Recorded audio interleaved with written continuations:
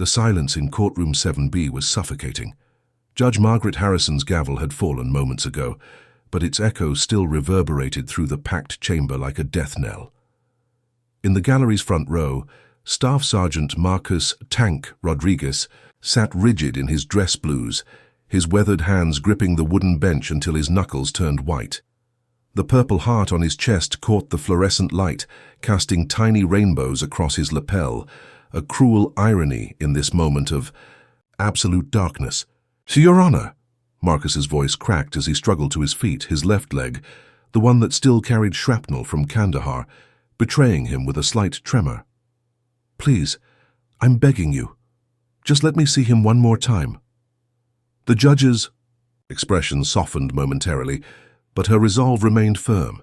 "Sergeant Rodriguez, I understand your attachment to the animal, but the court has ruled. Canine Officer Rex is to be euthanized tomorrow morning at 800 hours. The evidence against him is overwhelming." Evidence. The word tasted like poison in Marcus's mouth. Rex, his Rex, branded as a killer.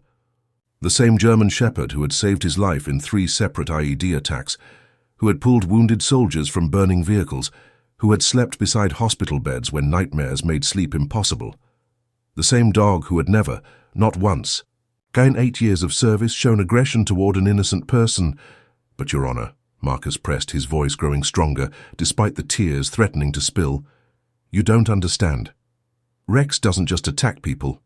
He's trained. He's disciplined. If he bit that man, there had to be a reason. Sergeant Rodriguez." The judge's tone carried a warning.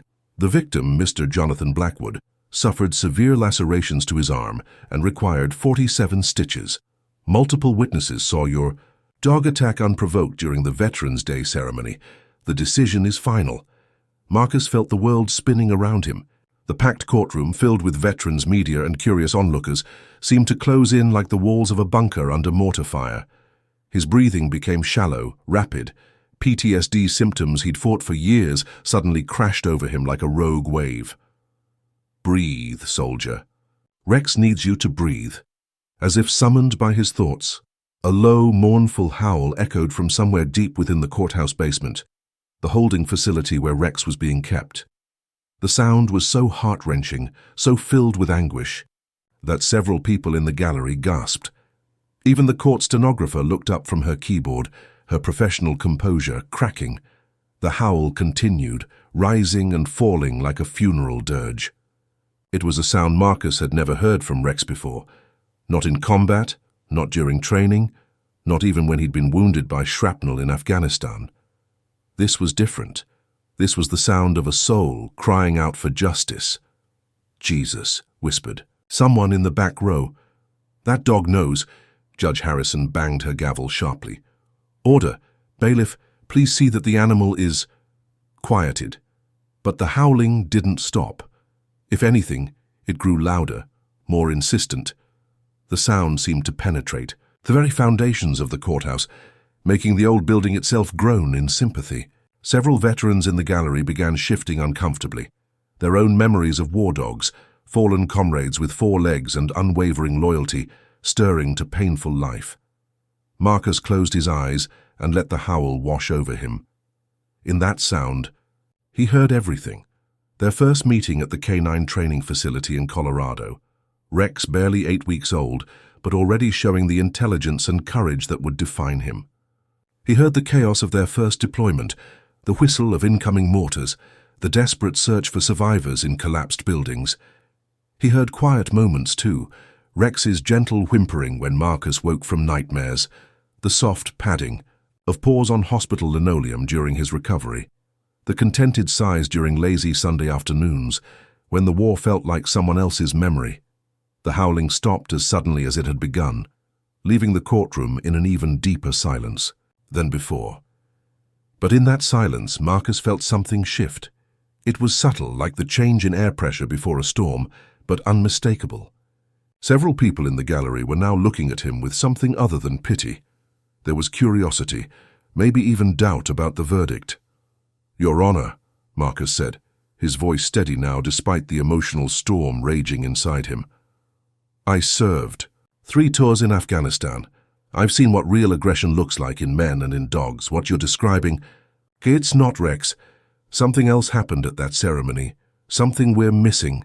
Judge Harrison's expression remained impassive, but Marcus caught a flicker of uncertainty in her eyes. Sergeant, the court has reviewed all available evidence. Then, let me visit him, Marcus interrupted, desperation giving way to determination.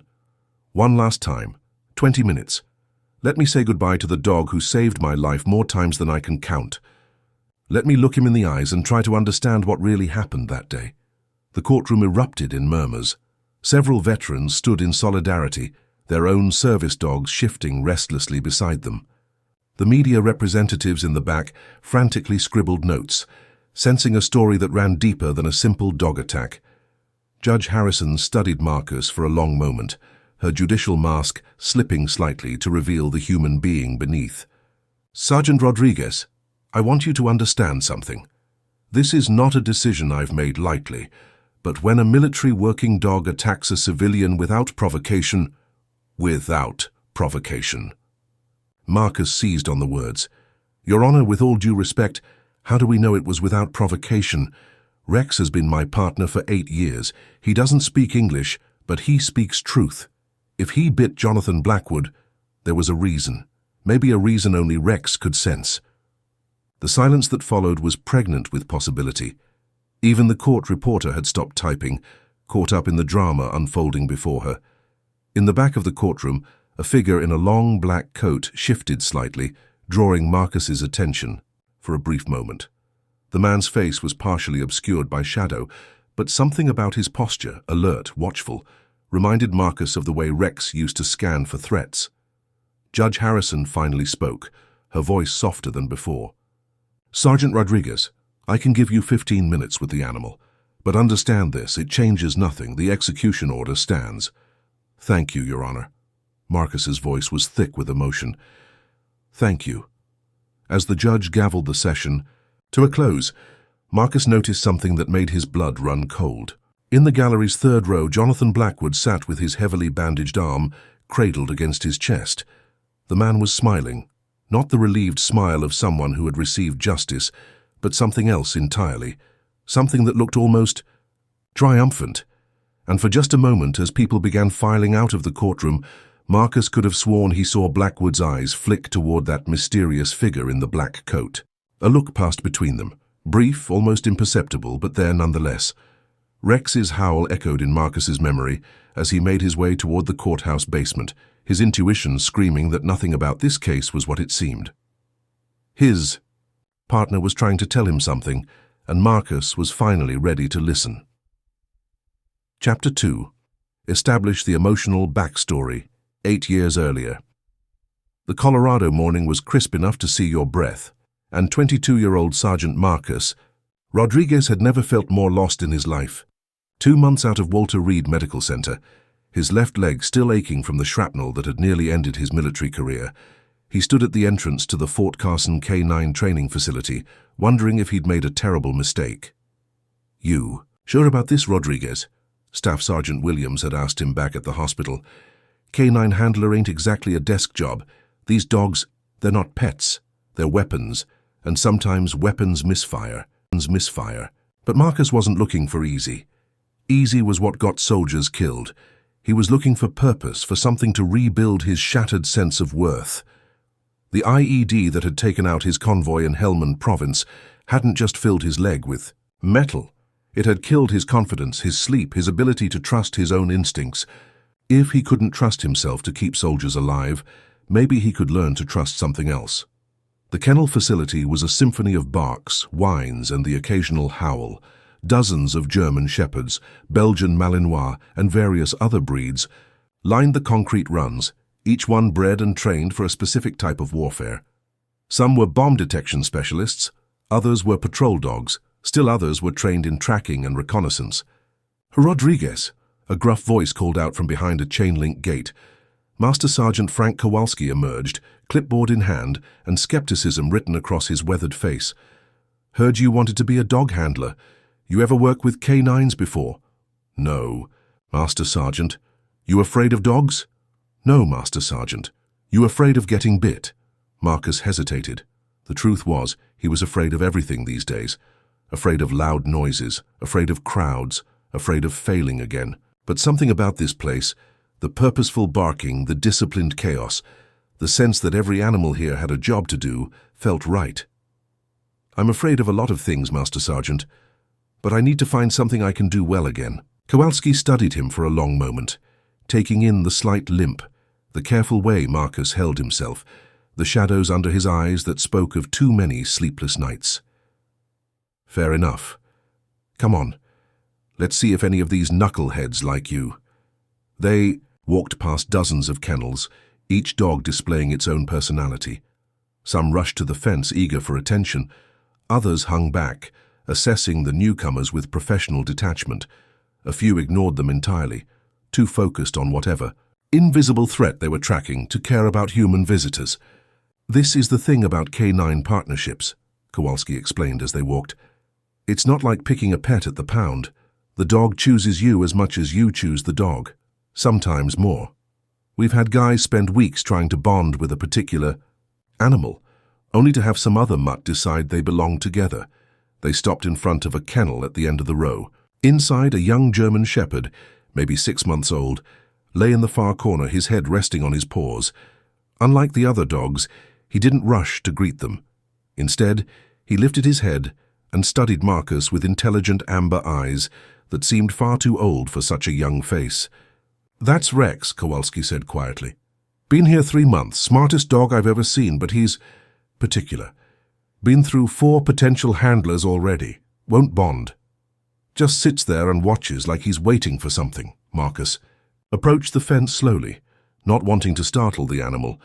Rex didn't move, but his eyes tracked every step. When Marcus was close enough to touch the chain link, he stopped and simply waited. "What's his story?" Marcus asked. "Found him in a kill shelter outside Denver. Previous owner died in a car accident. Family couldn't keep him. He was scheduled to be put down when one of our scouts spotted him. Said he'd never seen a dog with that kind of intelligence just sitting in a cage waiting to die." Kowalski paused. "Kind of reminded me of someone else I know." Marcus felt a jolt of recognition. In Rex's eyes he saw something familiar, the look of someone who had lost everything and was trying to figure out how to start over, the look of a survivor carrying invisible wounds. "Can I go in?" Kowalski unlocked the kennel gate. Slow and easy. He's never shown aggression, but he's not exactly social either. Marcus stepped into the kennel and lowered himself carefully to the concrete floor, his injured leg protesting the movement. Rex watched him with unwavering attention, but didn't approach. For several minutes they simply looked at each other across the small space. "I know how you feel," Marcus said quietly. "Lost everything, right? People trying to tell you what you're supposed to do next, but nothing feels right anymore." Rex's ears twitched at the sound of his voice, but he remained motionless. "I was in Afghanistan," Marcus continued, settling more comfortably against the kennel wall. "Had a good team, guys I trusted. Then one day I made a call, told them to take a route I thought was clear, wasn't. IED took out our vehicle, killed 2 of my best friends. Medics said I was lucky to walk away."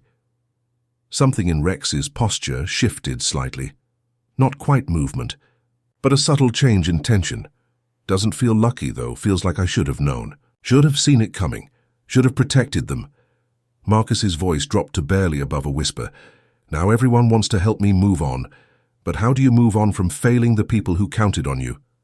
Rex stood up then, slowly and deliberately. He padded across the small kennel and settled down just out of arm's reach, his amber eyes never leaving Marcus's face. "Yeah," Marcus said softly. "You get it." They sat in silence for another few minutes, 2 damaged souls recognizing something in each other that the rest of the world couldn't see. Finally, Rex moved closer, close enough that Marcus could have reached out and touched him, but he didn't. Not yet. "If we do this," Marcus said, "we do it together. No more failing people who trust me. No more losing partners. We watch each other's backs and we come home alive. Deal?" Rex tilted his head slightly, considering. Then, with a dignity that would have been remarkable in a human, much less a 6-month-old dog, he extended one paw toward Marcus. Marcus reached out and gently shook. It. Deal. Outside the kennel, Kowalski shook his head in amazement. I'll be damned. Kid hasn't moved for anyone in 3 months. Over the following weeks, Marcus and Rex became inseparable. The training was intense. Bomb detection, patrol work, obedience under fire, search and rescue. Rex proved to be everything Kowalski had promised. Brilliant, intuitive, absolutely fearless when it mattered. But it was their quiet moments that forged the real bond between them. Late at night, when Marcus's nightmares would jolt him awake in a cold sweat, Rex would be there, a warm, solid presence in the darkness. The dog never whined or demanded attention. He simply existed as a reminder that Marcus wasn't alone anymore. During the day, Rex seemed to anticipate Marcus's needs before Marcus himself was aware of them. When the injured leg would start to ache during long training sessions, Rex would subtly slow his pace. When loud noises triggered Marcus's anxiety, Rex would position himself as a living barrier between his handler and the source of stress. That dog's reading you like a book, observed Dr. Sarah Chen, the base psychiatrist who had been working with Marcus on his PTSD. Have you noticed how your anxiety levels have dropped since you started working with him? Marcus had noticed. For the first time since the convoy attack, he was sleeping through the night. The hypervigilance that had exhausted him for months was redirecting itself into something productive, watching over Rex, learning to read the dog's signals, preparing for their eventual deployment. Present day, now, walking through the courthouse, basement toward Rex's holding cell, Marcus felt that same protective instinct burning in his chest. The fluorescent lights buzzed overhead like angry insects, and the antiseptic smell reminded him of military holding facilities, places where good soldiers waited for bad news. The basement corridor seemed to stretch forever, each footstep echoing off the concrete walls. Somewhere ahead, Rex was waiting in a cage, probably confused and frightened, wondering why his partner hadn't come for him sooner. As Marcus approached the final turn in the corridor, he heard voices, low, urgent conversation. That stopped abruptly when his footsteps became audible. A courthouse security guard emerged from around the corner, his expression carefully neutral. You Rodriguez? The guard asked. Judge said you had 15 minutes. Dogs in cell block C, last cage on the right. Something in the man's tone made Marcus's instincts prickle.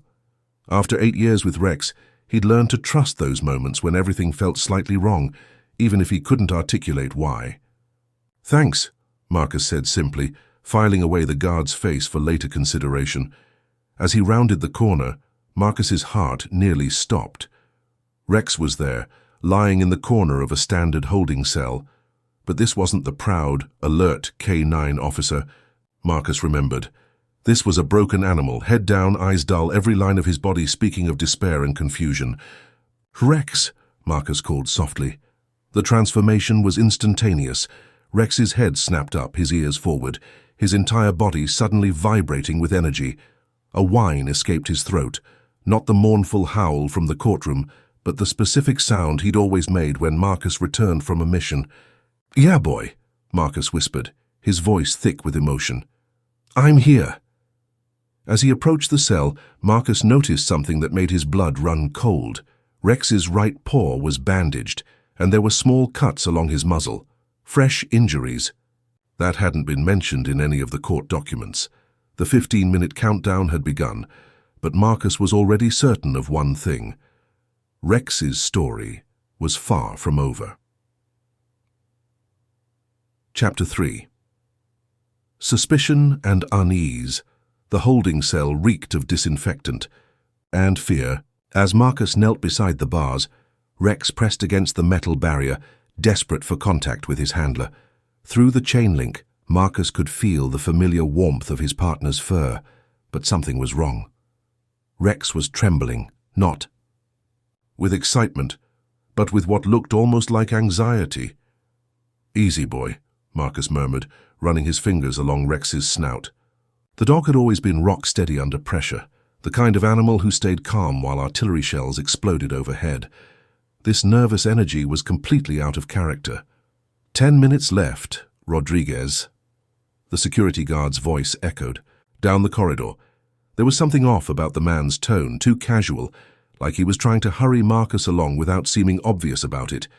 Marcus examined Rex more carefully, his medic training kicking in. The bandaged paw showed signs of recent struggle, not from attacking someone, but from trying to escape confinement. The cuts on Rex's muzzle were consistent with pressing against metal bars or wire mesh. These weren't the wounds of an aggressive dog, they were the injuries of a desperate one. "What happened to you, Rex?" Marcus whispered. "What really happened at that ceremony?" Rex whined softly and pressed his nose against Marcus's palm.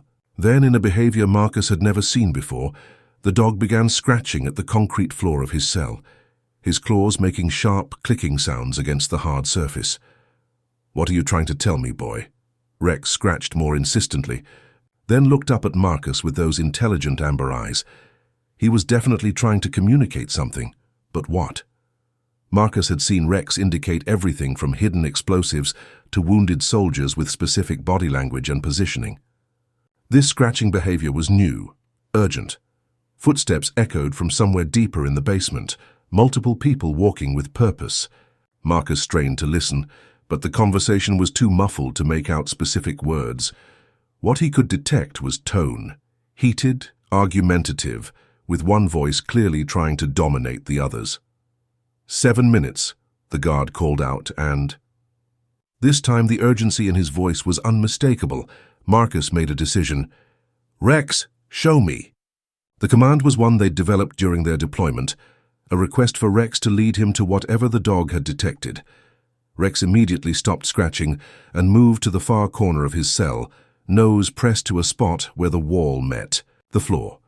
He sniffed intensely, then looked back at Marcus with the same expression he'd worn when alerting to IEDs in Afghanistan. Marcus followed Rex's gaze and noticed something the casual observer would have missed. A small ventilation grate near the floor, partially obscured by shadows. The metal looked newer than the rest of the basement infrastructure, and there were fresh scratches around the screws, as if someone had recently removed and replaced the grate. "Good boy," Marcus whispered, his mind racing.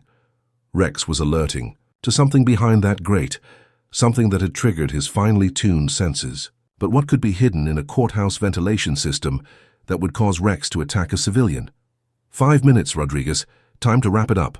The guard was definitely trying to rush him now. Marcus glanced back down the corridor and noticed something else that set off alarm bells. The man was positioned where he could see both Marcus and the stairwell leading back upstairs. It was a surveillance position, not a casual guard post. "Rex," Marcus said quietly. "Easy command."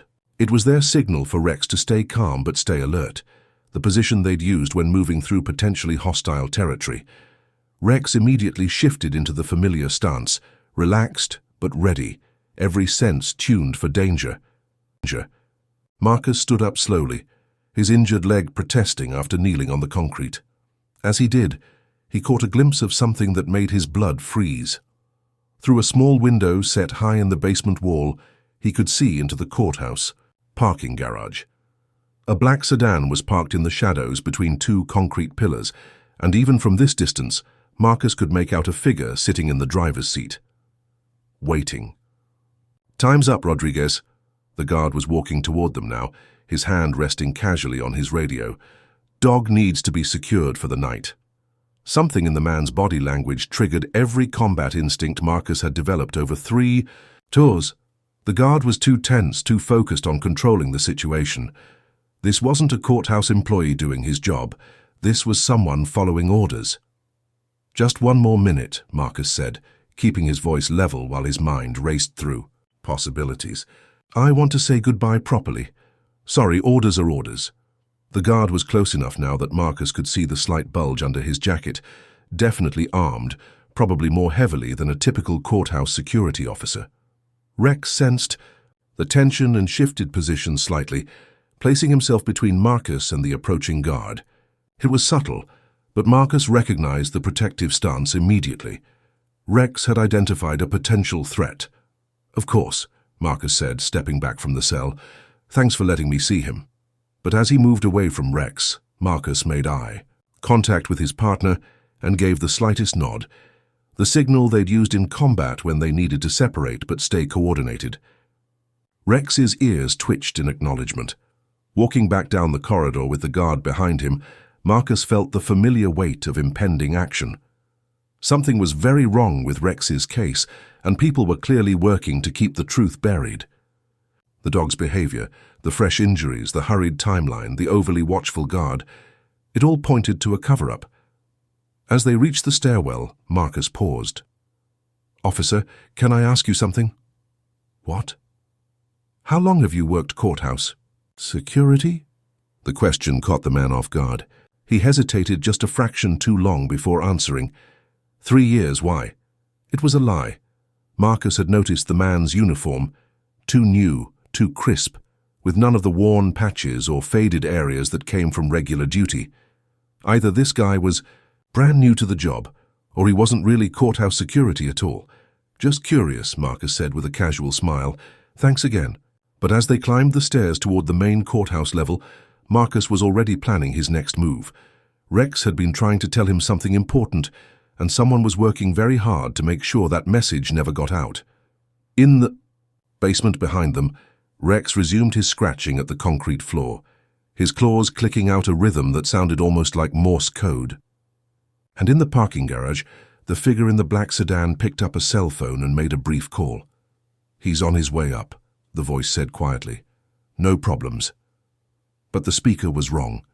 Marcus Rodriguez had spent 8 years learning to read. Rex's signals and his partner had just told him everything he needed to know. The truth about Jonathan Blackwood's attack was hidden somewhere in that basement, and people were willing to kill to keep it buried. As Marcus reached the courthouse lobby, his phone buzzed with an unknown number. The text message was brief but clear. "Parking lot, black sedan. Come alone if you want answers about your dog, Marcus." Deleted the message and walked toward the exit, his hand instinctively checking for the tactical knife he still carried out of habit. Rex had taught him to trust his instincts, and right now every instinct was screaming that this case was about to become very dangerous. Behind him, courthouse security cameras tracked his movement with unusual precision, and in offices throughout the building, several people made phone calls that had nothing to do with normal courthouse business. The storm that had been building around Rex's case was about to break wide open. Chapter 4. Clues from the past 6 months earlier. The Veterans Day ceremony at Denver's War Memorial Park had been perfect autumn weather, crisp air, golden sunlight filtering through the maple trees, and the kind of patriotic atmosphere that made even the most cynical veteran stand a little straighter. Marcus and Rex had been invited as honored guests, representing the K-9 units that had served with distinction in Iraq and Afghanistan. Rex had been in perfect form that day, his black and tan coat gleaming in the sunlight, his alert posture drawing admiring comments from the crowd. Children wanted to pet him, veterans wanted to share stories, and photographers couldn't resist capturing the image of the decorated war dog and his handler. "That's one hell of a fine animal," said Congressman James Patterson, who was serving as the ceremony's keynote speaker. "How many lives would you say he saved over the years?" Marcus had thought about it carefully before answering. "Hard to say exactly, sir. Rex detected 17 IEDs during our deployments, found 4 wounded soldiers in collapsed buildings, and alerted to ambush positions on at least 6 occasions. If each of those saved just 1 life." "Remarkable," Patterson had murmured, genuinely impressed. "Dogs like this deserve better than what they usually get when they come home." It was a conversation Marcus remembered clearly now as he sat in his truck outside the courthouse, staring at the black sedan that waited in the shadows. Because Congressman Patterson had been standing right next to them when Rex had suddenly gone rigid, his hackles rising as he stared at something in the crowd. Marcus closed his eyes and let the memory play out in detail. Rex had been relaxed, even playful, as they mingled with the ceremony attendees. Then, without warning, the dog had locked onto something with laser focus. His body language had shifted instantly from social mode to threat assessment, ears forward, muscles tensed. Every line of his body screaming alert. "Easy, Rex," Marcus had said, following his partner's gaze into the crowd. "What do you see, boy?" Rex had been staring at a man in an expensive suit who was standing near the memorial wall, apparently reading the names of fallen soldiers. There was nothing obviously threatening about the guy. Middle-aged, well-dressed, carrying himself with the confident posture of someone used to being in charge. But Rex had seen something else. The man had noticed Rex's attention and approached them with a politician's smile. "Beautiful animal," he'd said, extending his hand toward Rex. "May I? May I?" Rex had recoiled as if the man's hand were a live wire. No aggression, no barking, just absolute refusal to allow contact. It was behavior Marcus had never seen from his partner. Rex was typically excellent with civilians, especially at public events. "Sorry," Marcus had apologized, pulling Rex back slightly. "He's been a little off today, maybe all the noise and crowds." "Of course," the man had said smoothly. "Jonathan Blackwood, by the way. I represent several veterans organizations. Here in Colorado." They'd shaken hands. Marcus remembered Blackwood's grip being firm, professional, but somehow cold. And throughout their brief conversation, Rex had remained tense, watchful, like he was guarding against a threat only he could perceive. The attack had happened 20 minutes later. Present day, Marcus started his truck and pulled out of the sea. Courthouse parking lot, making sure to drive past the black sedan. Through the tinted windows, he could see the outline of a figure in the driver's seat, but no details. As he drove by, the car's engine started. He was being followed. Instead of heading home, Marcus drove toward the Veterans Medical Center where he still attended monthly counseling sessions. The route took him through several residential neighborhoods with multiple turns, perfect for confirming surveillance and potentially losing a tail if necessary. The black sedan stayed with him, maintaining professional distance but never losing visual contact. Whoever was driving knew what they were doing. Marcus pulled into the medical center parking lot and sat in his truck, pretending to check his phone while actually watching the sedan in his mirrors. It parked across the street, close enough to maintain surveillance but far enough away to avoid drawing attention. His phone rang. "Unknown number. Mr. Rodriguez?" The voice was smooth, professional, with just a hint of authority. "I believe you received my text message. Who is this?" "Someone who might be able to help your dog, but first I need to know how much you remember about the day Rex attacked Mr. Blackwood." Marcus felt his anger rising. Rex didn't attack anyone. "He was protecting you from what?" The question stopped Marcus cold. In all the chaos following the incident, he'd never really analyzed Rex's behavior that day. He'd been focused on the aftermath, the accusations, the legal proceedings, the threat to Rex's life. But now, thinking back with a tactical mindset, Rex positioned himself between me and Blackwood, Marcus said slowly. "He didn't attack out of aggression, he was defending." "Very good. Now think harder, Mr. Rodriguez. What happened immediately before the incident?" Marcus closed his eyes and forced himself back to that moment. The crowd, the speeches, the warm autumn air. Rex had been calm, then suddenly alert. Then Blackwood had approached, and Rex had refused contact. Then Blackwood asked about Rex's service record, Marcus remembered. Wanted to know about our deployments, which units we'd worked with, specific operations we'd been involved in. And what did you tell him? Nothing classified, just general information. But Marcus paused as another memory surfaced. He kept pressing for details, names, dates, locations, said he was writing an article about military working dogs. But you checked his credentials? No, Marcus felt a chill run down his spine. I just assumed he was legitimate. He knew the right terminology, asked intelligent questions. Mr. Rodriguez, Jonathan Blackwood has never written an article in his life. He's a private contractor who specializes in cleanup operations. Cleanup operations. When military personnel return from overseas with inconvenient memories or knowledge, Mr. Blackwood helps ensure those inconveniences don't become public problems. Marcus felt the world shifting around him. You're saying Rex sensed something about Blackwood? Something that identified him as a threat? I'm saying your dog has better instincts than most humans. Rex detected something about Mr. Blackwood that your conscious mind missed. A scent, a behavioral cue, some indicator that this man represented danger. But danger from what? I'm just a retired soldier with PTSD. I don't have any secrets worth killing for. The silence on the other end of the line stretched long enough that Marcus began to wonder if the connection had been lost. Finally, the voice returned, much more serious than before. Mr. Rodriguez, do you remember a village called Coast Kel, about 40 kilometers east of Kandahar? The name hit Marcus like a physical blow. Coast Kel, the mission that had been classified so deep that even thinking about it required security clearance. The operation that had gone sideways in ways that still gave him nightmares. I can't discuss. You found something there, didn't you? You and Rex. Something that wasn't supposed to exist. Marcus's hands began to shake. Coast Kel had been the worst day of his military career, worse even than the IED attack that had wounded him. They'd been tasked with clearing a suspected weapons cache, routine counterinsurgency work.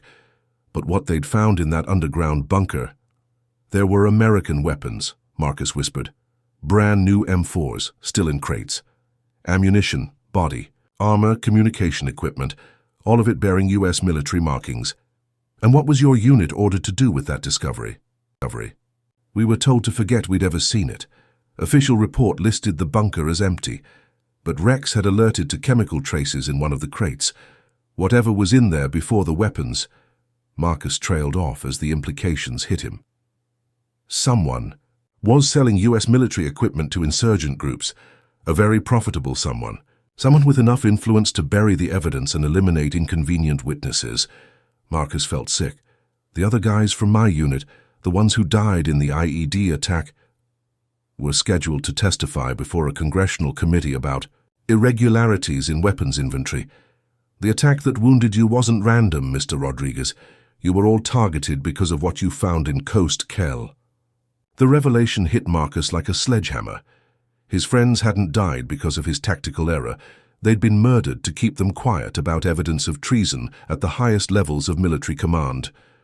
But I survived, Marcus said numbly. Yes, and someone recently learned that you and Rex might still represent a security risk. Dogs remember scents for years, Mr. Rodriguez. If Rex encountered someone who had been involved in the Coast Kel operation, he would alert, Marcus finished. He would recognize the threat. Jonathan Blackwood has been cleaning up loose ends from Coast Kel for 3 years. Military personnel who might remember too much, who might ask uncomfortable questions. Most of them have died in accidents, suicides, or random crimes. But you were too high profile, too decorated. Killing you would raise questions. So they decided to kill Rex instead. Eliminating the dog removes your most reliable witness and sends a clear message about what happens to inconvenient veterans. Marcus stared across the parking lot at the black sedan, understanding finally dawning. This wasn't about a dog attack. This was about covering up war crimes, eliminating evidence and making sure that the truth about American weapons in insurgent hands never came to light. Mr. Rodriguez, the voice continued, your dog is scheduled to die tomorrow morning, but I believe Rex can still identify the people responsible for Coast Kel, people who are now in positions of significant power and influence. What do you want me to do? Meet me tonight. Bring whatever evidence. The clock on Marcus's dashboard read 9:04 p.m. when he parked his truck at the far end of an abandoned industrial lot on the outskirts of Denver. Faint echoes of traffic rumbled in the distance, but this place, once a factory for engine parts, was now nothing but rusted scaffolding and broken windows. The perfect place for a meeting no one was supposed to witness. He checked his surroundings. No obvious movement. No headlights. He left the truck running and stepped out, his boots crunching over shattered glass and gravel. His hand instinctively brushed over the handle of the tactical knife strapped under his jacket. Come alone, the voice had said. Marcus had obeyed, at least visibly. The warehouse was dimly lit by a few flickering bulbs rigged to a generator that hummed somewhere behind the building. Inside, among the collapsed beams and warped floor panels, a figure stood beneath one of the remaining overhead lights. Long black coat, shoulder-length hair, presence like gravity. Marcus's heart skipped a beat. Keanu Reeves? The man gave a faint smile. Not exactly, But let's just say that some people find it easier to operate when they're underestimated. Keanu, or whoever he was, stepped forward and extended a folder. Inside are redacted military briefings, photos from Coast Kel, and a chain of emails between senior defense contractors and a now-retired general. Rex's alert wasn't random. He recognized Blackwood from that bunker 6 years ago. Marcus opened the folder, hands trembling. The photos were grainy but damning, crates with US markings, satellite imagery and thermal scans. But what made his blood run cold were the personnel records. Jonathan Blackwood had been in country as a civilian advisor 3 days before the Coast Kel mission.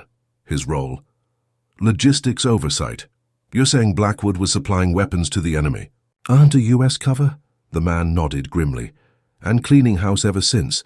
Most of the unit that found the stash is gone. You were the last left alive until they realized Rex still remembered. That's why they baited him. Marcus clenched his jaw. The Veterans Day ceremony. Blackwood wanted to get close enough for Rex to react. Then they used that reaction to justify putting him down. Exactly. Why not come forward before now? The man's expression darkened. Because anyone who has tried either ended up discredited or dead. But now, with Rex's case making headlines and courtroom attention growing, you have leverage. Public sympathy, media interest. If you move now, with the right evidence, we can expose them before they silence Rex for good. Marcus flipped to the final page in the folder, a sealed chain of custody document proving one of the weapons found at Coast Kel was traced to an American arms depot and signed out by a shell company tied to Blackwood. This is enough to open a federal investigation, Marcus whispered. If I can survive long enough to deliver it. You won't be alone. The man motioned behind him. 2 shadowy figures emerged, both former military, judging by their posture. One of them held up a tablet displaying a secure video feed, Rex pacing restlessly in his cell. You're tapped into the courthouse? We're watching everything. And we're not the only ones. The people protecting Blackwood are going to accelerate their timeline now. They'll try to have Rex removed from the facility tonight. Marcus's chest tightened. Then we need to act now. We have a plan, but it'll require creating a distraction big enough to buy time for extraction. Count me in, Marcus said without hesitation. Rex saved my life more times than I can count. It's time I returned the favor. Back at the courthouse, the air was heavy with premeditated silence. 2 unmarked vans had pulled up to the rear service entrance, their drivers presenting forged credentials to a sleepy night guard. The paperwork claimed they were part of a veterinary transport team assigned to move K9 Officer Rex for medical reassessment prior to the scheduled euthanasia. Inside the surveillance room, the same uniformed guard who had rushed Marcus, Hurlier was monitoring the cell block, but he wasn't alone anymore. Blackwood had arrived. Has the animal been sedated? Blackwood asked, adjusting his tie as if about to attend a press conference. Not yet, sir, the fake guard replied. He has been restless. We figured sedating him too early might raise suspicion. Blackwood frowned. Do it now. The sooner that dog disappears, the sooner we can close this chapter. Down in cell block C, Rex lay with his head against the bars, but his ears twitched at the sound of approaching footsteps. His body tensed. He knew something was wrong. The moment the guard reached for the lock, the lights went out. Complete darkness swallowed the hallway for 3 seconds, just long enough. A concussive pop echoed from the stairwell. Flashbang. Then came the barking. Loud, sharp, focused. Rex had shifted into combat mode. In the confusion, he charged the door, catching the fake guard off balance. A second flash lit the hallway as 2 figures in tactical gear stormed through. Marcus and Keanu's operatives. The first guard went down with a swift blow to the throat. The second reached for a sidearm but was instantly tackled and disarmed. Marcus dropped to one knee beside Rex, checking his bandaged paw with shaking hands. You okay, partner? Rex licked his face in response. Let's get out of here. As they sprinted toward the service exit, one of the operatives tossed a flash drive into the guard's console, uploading corrupted data logs that would delay forensic tracing. By the time courthouse responders rebooted the cameras, the team was already gone, but not unnoticed. Blackwood stood on the surveillance balcony, lips drawn in a snarl. He picked up a secure phone and dialed. They have the dog. They're heading west. A pause. Kill them all. The night air sliced like a blade as Marcus's truck tore down the back roads west of Denver. In the back seat, Rex lay curled, on a padded blanket, panting but alert. The bandages on his paw had been hastily redressed, and though the wounds were raw, the dog's eyes were fierce, alive with purpose again. Beside Marcus in the passenger seat sat Keanu's operative, Real, name unknown, though Marcus had mentally nicknamed him Ghost. The man navigated without maps, directing Marcus through a winding path of county roads, old logging trails, and gravel paths that eventually led them to a run-down cabin tucked into the edge of Pike National Forest. As soon as the truck was parked, the team moved like a well-oiled machine. One operative swept the perimeter with a thermal scope. Another began rigging motion sensors and placing trail cams along the tree line. Ghost motioned Marcus and Rex inside. The interior of the cabin was sparse. An old cot, a radio, a folding table littered with surveillance gear, but it had power, signal blockers, and a secure connection to an encrypted satellite relay. Marcus sat heavily, exhaustion sinking into his bones. Rex rested beside him, finally still. "They'll come tonight," Ghost said, sealing the door. "You embarrassed them. They won't wait." "I'm counting on it," Marcus replied. Ghost raised an eyebrow. "I'm not running anymore," Marcus said firmly. "They tried to frame my dog, bury what we saw, kill the truth. That ends now. We bring it all into the light." Ghost nodded and handed him a hard case. Inside was a rugged laptop with secure uplink software. "You have maybe 4 hours before they triangulate our signal. Upload what we found, get it into the right hands. We'll buy you time." Marcus opened the laptop. As the screen lit up, he looked down at Rex. "We're doing this, buddy. One more mission." Rex thumped his tail once in response. 47 a.m. The first warning came when the motion sensors lit up red on the monitor. Ghost leaned toward the screen. 4 heat signatures, Southridge, coordinated. Marcus instinctively reached for the sidearm he hadn't touched since leaving the military. "They're coming to finish the job." Rex was already up and alert. His eyes locked on the front door. "They're fast," Ghost said. "Professionals, not cops, private contractors." "Like Blackwood." "Exactly." Without hesitation, Marcus moved to the back of the cabin and secured Rex behind a reinforced panel. "Stay here," he whispered. "No matter what happens." Rex whined, but obeyed. Seconds later, the first flashbang exploded outside the cabin, shaking dust from the rafters. Ghost and the others dropped into defensive positions, the muzzle flashes of suppressed rifles painting staccato bursts across the walls as the attackers opened fire. Marcus found himself moving with a precision he hadn't felt in years. Training took over. His body remembered what it meant to fight not for survival, but for something greater. One of the attackers breached a side window, only to be taken down with a shot from Ghost. Another attempted to flank the rear, triggering a claymore trap that sent his body tumbling into the woods. Marcus covered the front entrance. "2 left," he shouted. "They're falling back, regrouping," Ghost growled. "They'll bring more." Rex barked sharply from his hiding spot. Not a warning, a signal. "They're not regrouping," Marcus realized. "They're distracting. Us?" The laptop. He turned just in time to see a small drone drop through a ventilation shaft, its camera targeting the laptop's uplink port. Marcus dived and tackled the drone mid-air. It hit the floor, sparking, its propellers slicing air inches from his face. Ghost fired 2 quick shots through the wall, dropping the final attackers based on thermal positioning. Silence fell over the cabin again, thick and ringing. The uplink showed 83% progress. Marcus looked at Ghost. "How long until extraction?" 10 minutes, and maybe less. The cabin's satellite uplink crackled as the last packets of data shot across the secure line. Upload complete. Transmission received by Office of Military Oversight, Washington, D.C. Encryption key verified. Marcus exhaled, his hands trembling. "You did it," Ghost said. "No," Marcus corrected, glancing at Rex. "We did it." But the moment of victory was short-lived. The radio crackled to life. A deep voice, filtered through layers of encryption, spoke calmly. "Marcus Rodriguez, we know where you are, and we're coming for the dog." Marcus's jaw clenched. "You've lost. The truth's out." Truth is only what the public believes. And no one will believe a disgraced soldier and a dangerous K9. Marcus opened the cabin door, stepping into the night air, staring into the darkness. Then we give them something they have to believe. Lights appeared in the sky. Helicopters. From a nearby National Guard base. Ghost grinned. That's our ride. But as they prepared to evacuate, another vehicle roared into view, sleek, black and bulletproof. The back door opened. Jonathan Blackwood stepped out. Flanked by 2 more contractors, he walked slowly toward Marcus, smiling. "Last chance, Sergeant. Hand over the dog." Marcus stepped forward. "You come near him again, and you'll learn what war dogs really do to cowards." Blackwood chuckled. "You can't shoot me, there are still rules." Marcus raised his weapon. "Then it's a good thing he doesn't play by the rules." From behind Marcus, Rex emerged, ears high, body low, silent like a ghost. Blackwood's smile faded.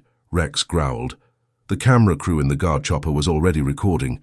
This wasn't just justice now, this was a reckoning. A reckoning. The National Guard's chopper lights swept over the clearing, illuminating the showdown like a spotlight on a stage. Journalists, now aware of Marcus's upload and tip-offs from a whistleblower network, had scrambled their own drones for real-time broadcast. The footage was already being shared across social media. A decorated soldier, his battle-scarred K9, and the man accused of orchestrating one of the deepest military cover-ups in recent history. Blackwood blinked against the lights, visibly shaken. Now that his shadows had nowhere to hide, he turned to his men. "Take the dog." The 2 contractors advanced, weapons drawn. Rex didn't wait for a command.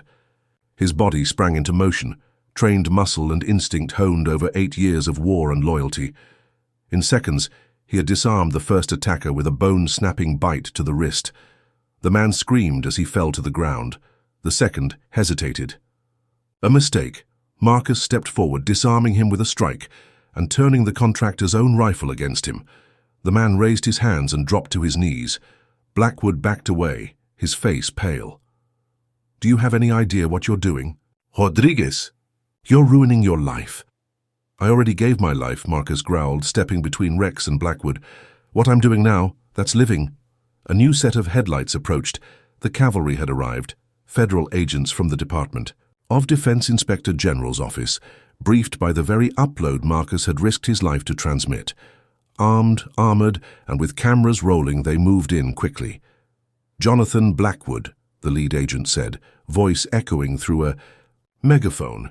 "You are under arrest for conspiracy, obstruction of justice, and treason." The agents moved on him fast. Blackwood didn't resist, he didn't have time. His eyes locked on Marcus one last time as the cuffs went on. "Dogs die, Rodriguez. Eventually. You'll lose him too." Marcus stepped closer. "Rex won't die. A criminal. Not today, not ever." As Blackwood was led away, news crews pushed in. Reporters shouted questions.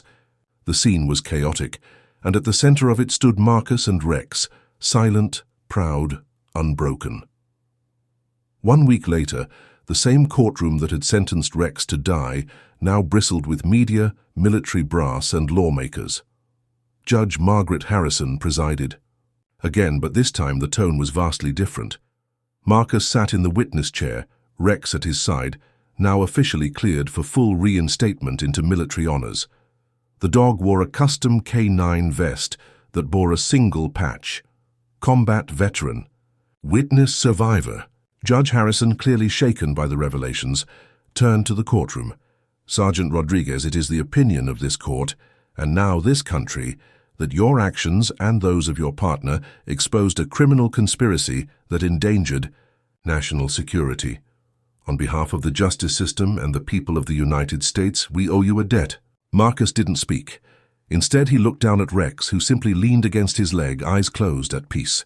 That evening, Marcus stood on the back porch of his small home near Colorado Springs. The sun was setting, casting golden light across the valley. Rex lay beside him, chewing softly on a worn training dummy. The bandages were gone. His paw was healing. Keanu, real name still unknown, stood beside the fence, preparing to disappear once more. "You could come with us," he said. "We could use a man like you." Marcus shook his head with a small smile. "For the first time in years, I'm exactly where I'm supposed to be." Keanu nodded. "You've earned that peace." He turned to go, but paused. "One more thing. There's talk of a film about Rex, about you. Marcus laughed softly. Who'd play me? Keanu tilted his head. Maybe me. They both laughed. Then Keanu disappeared into the dusk. Months later, a statue was unveiled outside the Pentagon, a bronze memorial to war dogs.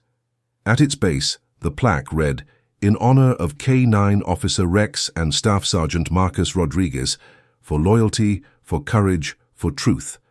The ceremony was small. Marcus didn't speak. He let Rex's presence speak for them both. As people filtered away, a child approached, maybe 6 or 7, holding his father's hand. The boy looked up at Marcus. "Is that your dog, sir?" Marcus smiled. "He's not just mine. He belongs to every soldier who ever needed someone to have their back." Rex wagged his tail, sat tall, and let the boy pet his head. And in that moment, under a quiet sky, the truth stood tall. Not buried. Not erased, not silenced, just finally heard.